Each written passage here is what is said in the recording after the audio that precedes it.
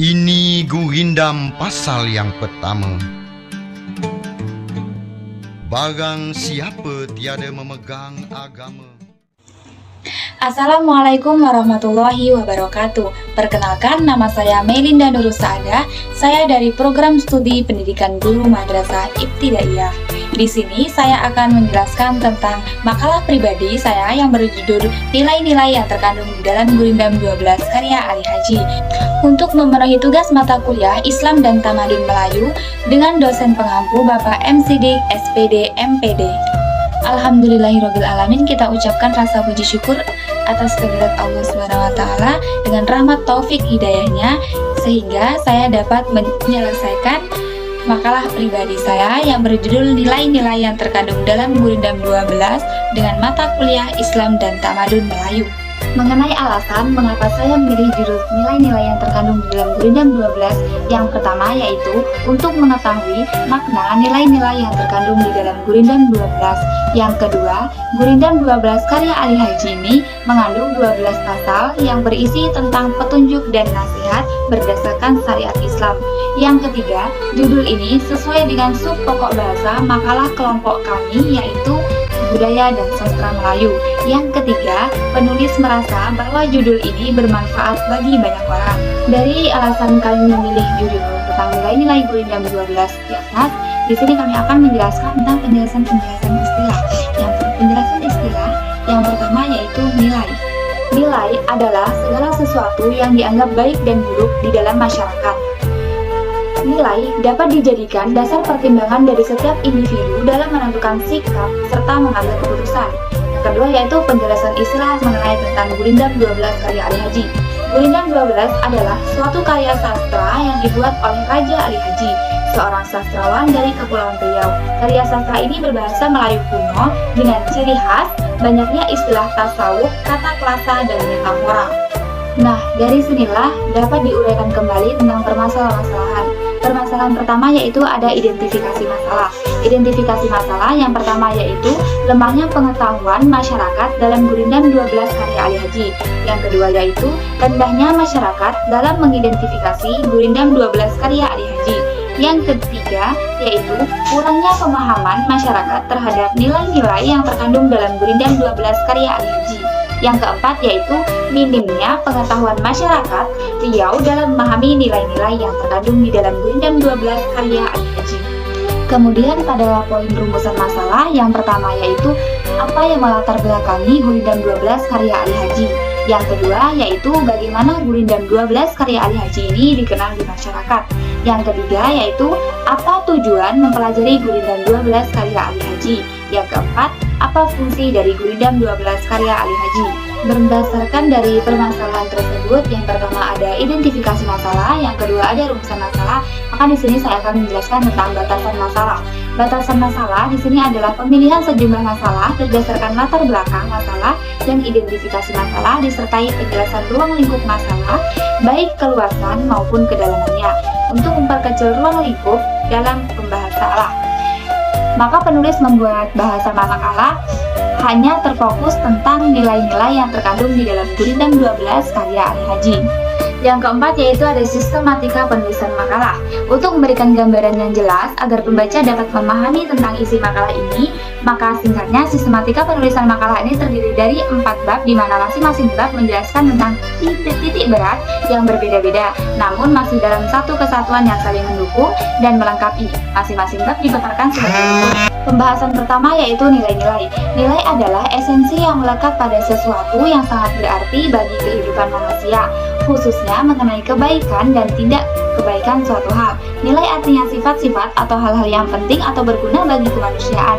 Nilai adalah sesuatu yang bersifat abstrak, ideal. Nilai bukan benda konkret, bukan fakta, tidak hanya persoalan benar dan salah yang menuntut pembuktian empirik, melainkan sosial, penghayatan, dan yang dikehendaki, disenangi dan tidak disenangi. Pengertian nilai ini menurut para ahli yang pertama yaitu menurut Milton Regis dan Janet Young mengatakan bahwa nilai adalah suatu tipe kepercayaan yang berada dalam ruang lingkup sistem kepercayaan dalam mana seseorang bertindak atau menghindari suatu tindakan atau memiliki dan dipercayai. Yang kedua yaitu menurut Louis D. Katzoff yang dikutip Samsul Ma'arif mengartikan nilai sebagai berikut. Yang pertama, nilai merupakan kualitas empiris yang tidak dapat didefinisikan, tetapi kita dapat mengalami dan memahami cara langsung kualitas yang terdapat dalam objek itu. Dengan demikian, nilai tidak semata-mata subjektif, melainkan ada tolak ukur yang pasti terletak pada esensi objek itu. Kedua, nilai sebagai objek dari suatu kepentingan, yakni suatu objek yang berada dalam kenyataan maupun pikiran. Ketiga, nilai sebagai hasil dari pemberian nilai-nilai itu diciptakan oleh situasi kehidupan. Tiga, menurut Habib Toha, nilai merupakan sifat yang melekat pada sesuatu sistem kepercayaan yang telah berhubungan dengan subjek yang memberi arti manusia yang menginginkan. Jadi nilai adalah sesuatu yang bermanfaat dan berguna bagi manusia sebagai acuan tingkah laku. Dari pendapat para ahli di atas dapat disimpulkan bahwa nilai merupakan esensi yang melekat pada sesuatu yang sangat berarti bagi kehidupan manusia. Esensi belum berarti sebelum kebutuhan oleh manusia, tetapi tidak berarti adanya esensi karena adanya manusia yang membutuhkan. Hanya saja, kebermaknaan esensi tersebut semakin meningkat sesuai dengan peningkatan daya tangkap pemaknaan manusia itu sendiri. Jadi, nilai adalah sesuatu yang dipentingkan manusia sebagai subjek menyangkut segala sesuatu baik atau yang buruk sebagai abstraksi, pandangan atau maksud dari berbagai pengalaman dengan seleksi perilaku yang ketat.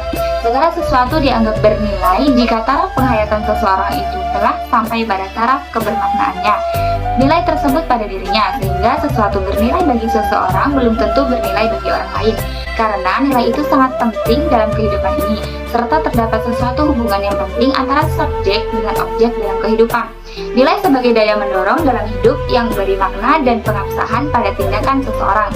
Nilai mempunyai dua segi, intelektual dan emosional. Kombinasi kedua dimensi tersebut menentukan sesuatu nilai beserta fungsinya dalam kehidupan.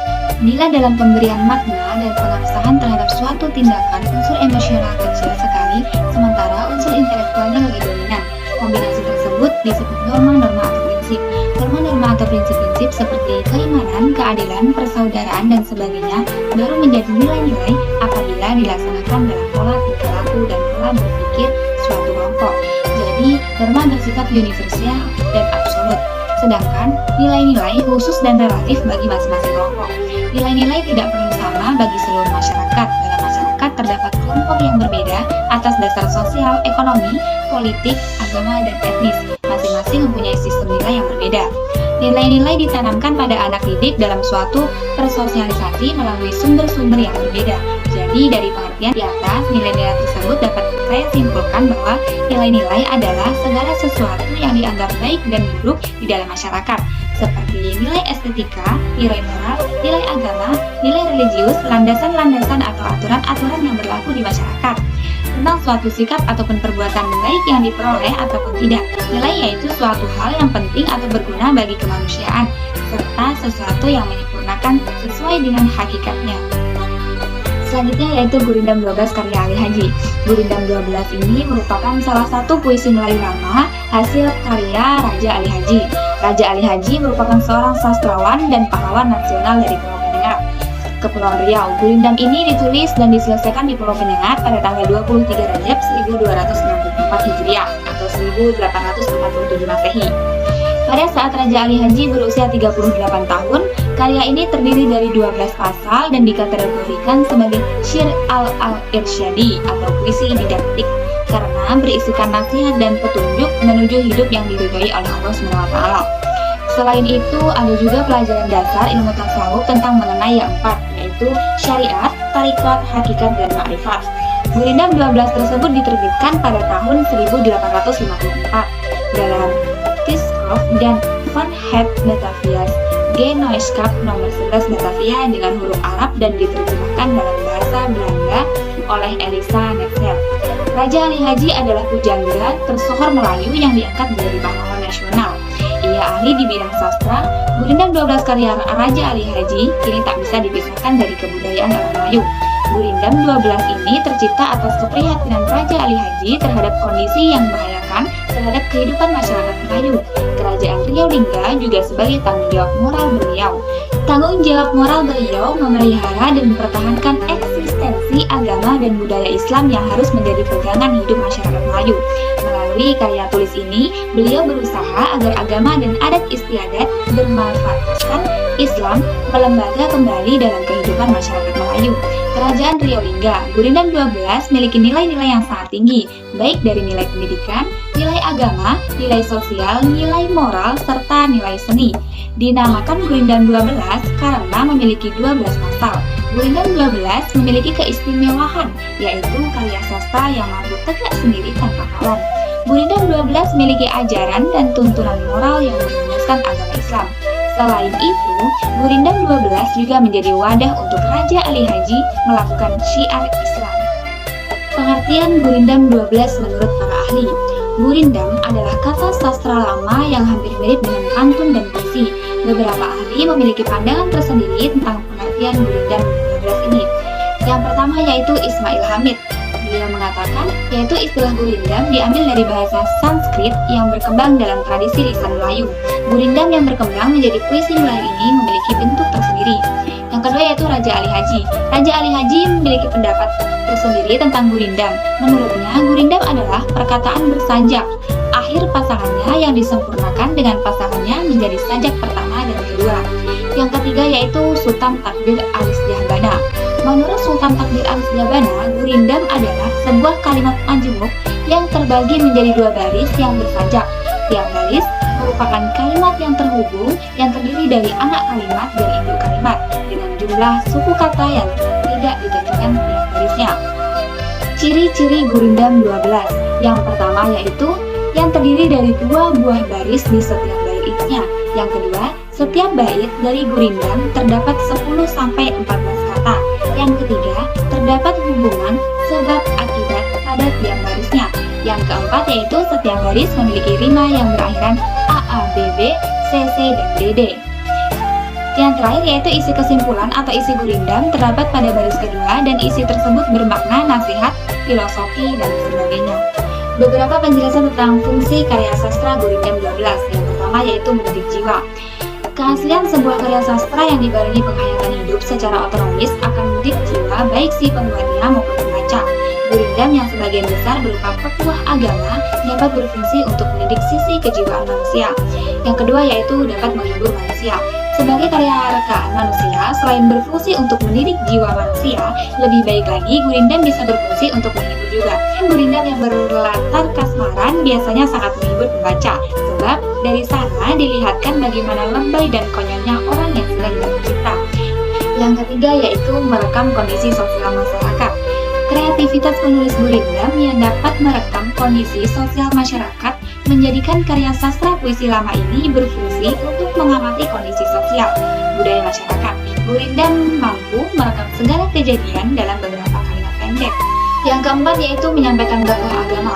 Adanya karya sastra Gurindam akhirnya memudahkan para dai menyebarkan ajaran-ajaran agama. Yang tujuannya agar manusia melakukan kebaikan dan senantiasa menghindari keburukan. Bahkan banyak karya sastra Gurindam yang mengandung nilai-nilai ajaran luhur agama Islam dan budaya bangsa. Sebab Gurindam sendiri dan budaya Melayu yang memiliki kedekatan dengan agama. Contoh-contoh Gurindam. Selanjutnya kita akan membahas tentang contoh-contoh Gurindam yang pernah dibuat oleh para sastrawan. Salah satunya karya sastra puisi lama Gurindam yang terkenal adalah milik Raja Karya Ali Haji ini, yaitu karya sastra puisi lama milik Raja Karya Haji berisikan 12 pasal. Tujuan mempelajari Gurindam 12 karya Raja Ali Haji ini. Gurindam 12 diciptakan oleh Raja Ali Haji. Gurindam yang syarat dengan tuntunan Islam ini sering dilantunkan ketika acara-acara budaya Melayu di desa maupun di kota. Selain berisi ajaran agama Islam, dalam Gurindam ini juga mengandung kritikan dan ajakan-ajakan ke arah kebaikan, seperti ajakan atau nasihat mengarungi kehidupan di dunia. Mengarungi kehidupan di sini bukan hanya sekadar dalam menjalani hidup, namun juga sekaligus memahami aturan-aturan yang ada di dalamnya untuk mendapatkan berkah dari Ilahi. Selain itu, ada juga ajakan untuk belajar mengenai agama. Yang dimaksud belajar adalah bukan hanya mempelajari syariat agama saja, tanpa mempraktekannya ke dalam kehidupan sehari-hari. Karena hal tersebut hanya akan menjadikan seseorang pandai berbicara secara teori tanpa dapat memberi suri tauladan yang baik. Pada dasarnya, Gurindam 12 menggunakan bahasa Melayu yang bersifat sederhana dan juga menggunakan bahasa Arab. Dikatakan sederhana karena bahasa Indonesia berasal dari bahasa Melayu sehingga mudah dipahami oleh orang-orang pada umumnya. Meskipun demikian, di balik kesederhanaannya, bahasanya diduga Gurindam 12 mengandung simbol dan makna, sehingga dalam pemaknaannya tidak bisa hanya dengan pemahaman saja.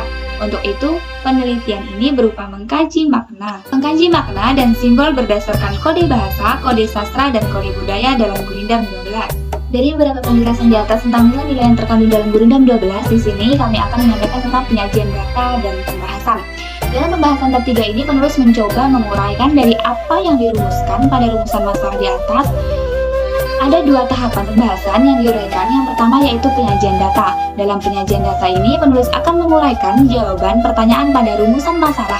Pertanyaannya yaitu, apa yang melatar belakangi lahirnya Gurindam 12 karya Raja Ali Haji? Yang kedua, bagaimana Gurindam 12 dikenal di kalangan masyarakat? Yang ketiga, apa fungsi Gurindam 12 karya Raja Ali Haji? Yang keempat yaitu, apa tujuan mempelajari Gurindam 12 karya Raja Ali Haji? Yang pertama yaitu latar belakang lahirnya Gurindam 12 karya Ali Haji. Gurindam 12 ini tercipta atas keprihatinan Raja Ali Haji terhadap kondisi yang membahayakan terhadap kehidupan masyarakat Melayu Kerajaan Riolingga.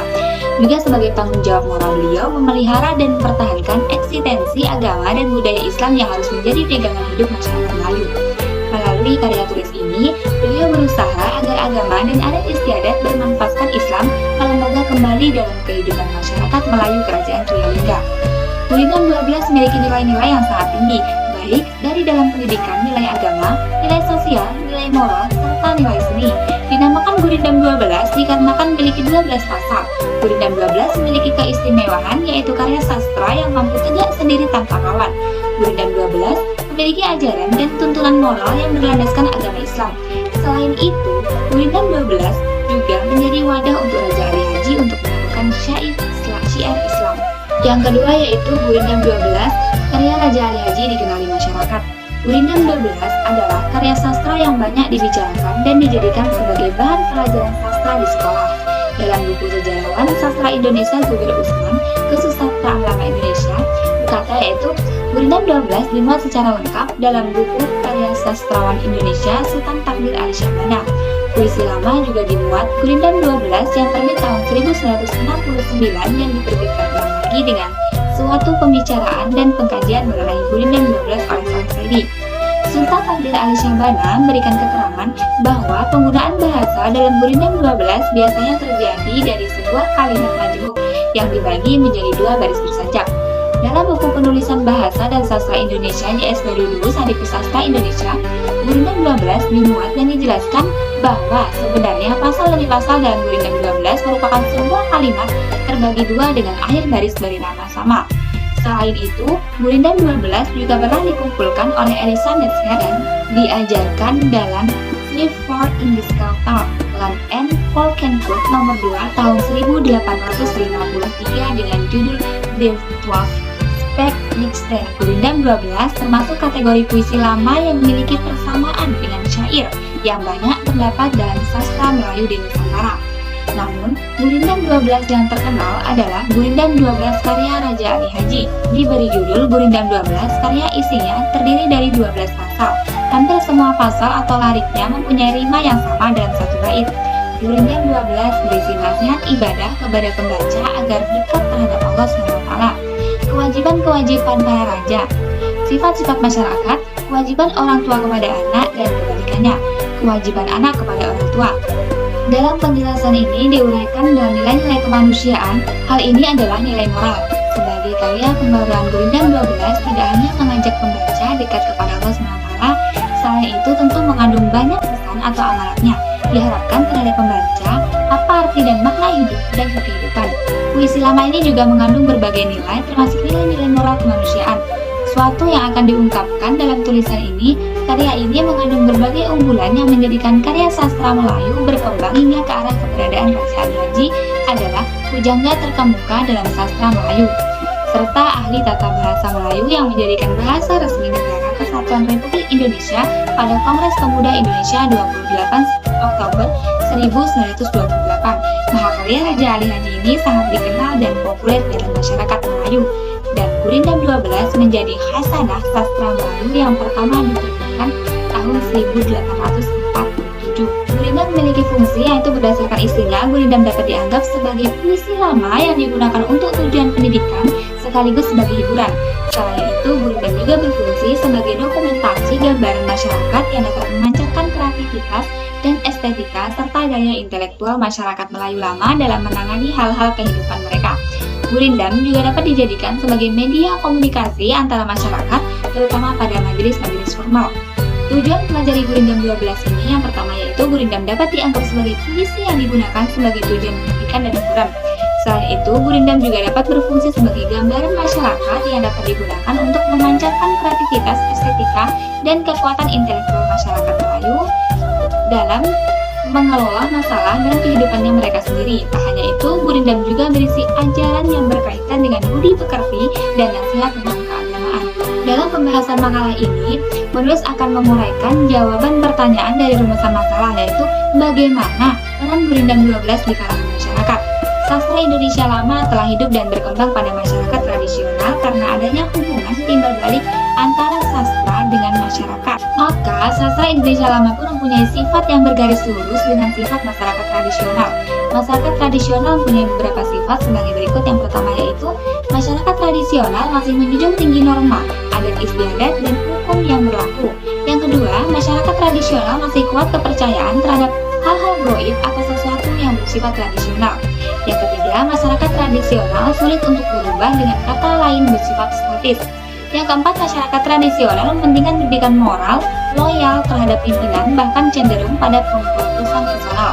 Yang keempat yaitu sifat-sifat masyarakat tradisional tersebut tervisualisasikan dalam karya sastra yang dihasilkannya. Namun tidak dapat dipungkiri keberadaan sastra Indonesia lama sekarang ini hanya dipandang sebelah mata, baik oleh kalangan akademis, praktisi sastra, bahkan oleh pemerintahan sekalipun, sebagai pemegang kebijakan di negeri ini. Di kalangan akademisi atau pelajar, sastra Indonesia lama hanya dipahami secara sepintas melalui perkenalan singkat di bangku sekolah atau kuliah. Pemerintah terkesan tidak memperhatikan sastra Indonesia lama yang terdokumentasi dengan banyaknya naskah-naskah yang berisi karya sastra, termasuk sastra Indonesia lama dianggap secara tidak sah oleh negara tetangga. Sehingga dalam pelajari sastra Indonesia lama tidak sederhana dan tidak mudah, karena pada dasarnya itu karya sastra yang ada belum terdokumentasi dengan baik, bahkan teks yang serupa terdiri dari beberapa varian dan tersebar di berbagai tempat di dunia. Menurut Ikram, kurangnya perhatian terhadap sastra Indonesia lama dari berbagai pihak disebabkan beberapa hal, antara lain karena belum banyak digarap menjadi bacaan yang mudah dipahami dan diterima banyak orang. Buku yang asli, yaitu tulisan tangan, tersimpan dalam jumlah yang terbatas, dan terdapat dokumentasinya pun tidak diketahui oleh khalayak ramai. Pesatnya kemajuan ilmu dan teknologi dewasa ini tidak saja menyebabkan dunia makin mengglobal, tetapi juga membawa perubahan dalam tatanan kehidupan manusia. Dalam masyarakat, kita telah berlangsung pergeseran dan perubahan nilai budaya, baik kota besar maupun di perkampungan. Sebagai akibatnya, kehidupan tradisional makin ditinggalkan. Setiap pribadi berbaju memperebutkan peluang yang dapat memberikan kesenangan atau kepuasan hidupnya dalam sengitnya persaingan itu tidak jarang terjadi hal yang tidak wajar. Kemajuan material sering menyebabkan orang lengah untuk menjaga keseimbangan lahiriah dan batiniah. Ilmu dan teknologi canggih yang diserap tanpa filter yang tangguh dapat mengakibatkan pergeseran dan perubahan pola pikir dan perilaku yang melecehkan nilai agama, budaya, dan norma-norma yang hidup dalam masyarakat. Sebagai akibatnya besar kemungkinan mereka akan kehilangan nilai-nilai luhur itu dan lambat laun mereka akan kehilangan kepribadian dan jati dirinya. Tidak dapat dipungkiri bahwa karya sastra merupakan manifestasi kehidupan jiwa bangsa dari abad ke abad. Di dalam karya sastra terkandung nilai-nilai budaya yang mencerminkan kehidupan manusia pada waktu tertentu. Karya sastra ini merupakan hasanah ilmu, pengetahuan, dan budaya. Oleh karena itu, penghayatan terhadap karya sastra akan memberikan keseimbangan antara peroleh ilmu pengetahuan dan teknologi di satu pihak, dan pembangunan jiwa di pihak lain. Keselarasan antara keduanya sangat berperan dalam pembangunan setiap manusia. Karya sastra ini dapat dibagi menjadi 3 bagian. Yang pertama yaitu sastra Indonesia. Sastra Indonesia adalah karya sastra berbahasa Indonesia dan merupakan bagian dari kebudayaan nasional. Yang kedua yaitu sastra daerah. Sastra daerah adalah sastra berbahasa daerah dan merupakan unsur kebudayaan daerah yang merupakan bagian dari kebudayaan nasional. Yang ketiga yaitu sastra asing. Sastra asing adalah sastra berbahasa asing dan merupakan bagian dari kebudayaan asing. Kehidupan sekarang, sastra lama seolah telah terpinggirkan. Padahal, sastra lama merupakan cikal bakal lahirnya sastra modern. Syair, gurindam, peribahasa, kata-kata mutiara, dan gaya bahasa merupakan bagian penting dari sastra lama. Namun, syair dan gurindam agak sulit ke belakang. Kurang berperan seperti pantun yang mampu terangkat dalam hasanah pergaulan modern. Tak jarang kita mendengar para ahli politik, para cendekia, diplomat, pemimpin negara, ahli agama, maupun kaum awam mengucapkan pepatah, peribahasa, maupun kata-kata mutiara untuk menguatkan argumentasinya.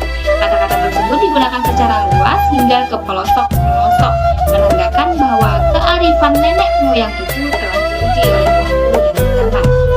Dari beberapa penjelasan dan pengertian nilai-nilai Gurindam 12, penulis dapat simpulkan bahwa yang pertama yaitu Gurindam 12 mengandung 7 nilai, yaitu nilai keislaman, nilai akidah atau perilaku, nilai sosial, nilai budi pekerti, dan nilai untuk melakukan hal-hal yang bermanfaat, nilai etika, anak kepada orang tua, begitu sebaliknya orang tua kepada anak, dan nilai etika dalam pertemanan. Yang kedua yaitu Gurindam 12 karya Raja Ali Haji ini tak bisa dipisahkan dari kebudayaan orang Melayu. Ia menuliskan karya ini di Pulau Penyengat pada tahun 1847 dan karya ini terdiri dari 12 pasal yang berisikan nasihat dan petunjuk hidup dalam jalan agama Islam.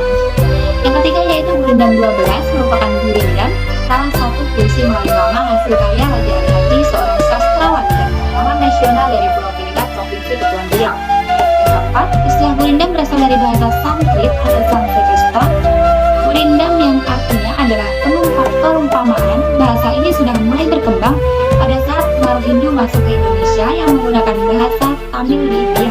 Menurut para ahli, pengertian gurindam adalah puisi lama yang berasal dari Melayu. Menurut Kamus Besar Bahasa Indonesia atau KBBI, pengertian gurindam adalah sajak 2 baris yang mengandung petuah atau nasihat. Misalnya, baik-baik memilih kawan, salah-salah bisa jadi lawan. Dari beberapa pengertian dan penjelasan di atas, yaitu